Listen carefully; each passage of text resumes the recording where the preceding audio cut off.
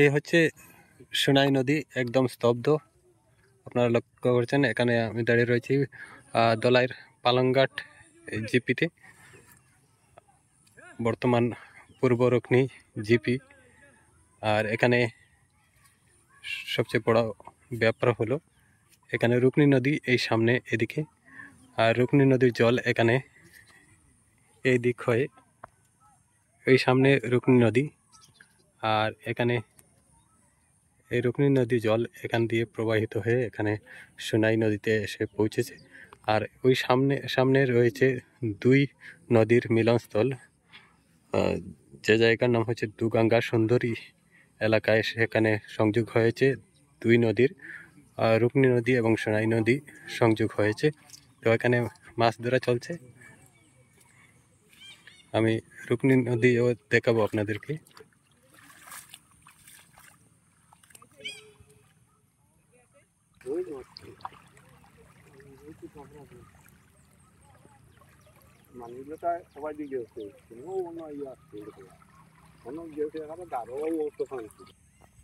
তো এই সামনে হচ্ছে রুকনি নদী, আর এখানে সোনাই নদী। আমি এই জায়গাটা পার হলাম,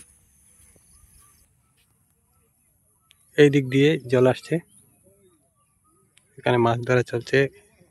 এখানে 2-3টি বোয়াল পাওয়া গেছে। সোনাই নদীর স্রোতেই দেখতে পাচ্ছেন একদম স্তব্ধ। আমি আগে উল্লেখ করেছিলাম এখানে স্তব্ধ একদম সোনাই নদীর জল।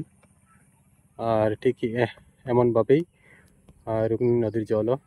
রুকনি নদী এখান থেকে যদি ধরে তাহলে দেখানোর চেষ্টা করছি। এই যে গাছ রয়েছে দুটি, সেই গাছের পরে কিন্তু এখানে এই একটু জায়গা দেখা যাচ্ছে। এই যে হচ্ছে রুকনি নদী, এই প্রবাহিত হচ্ছে।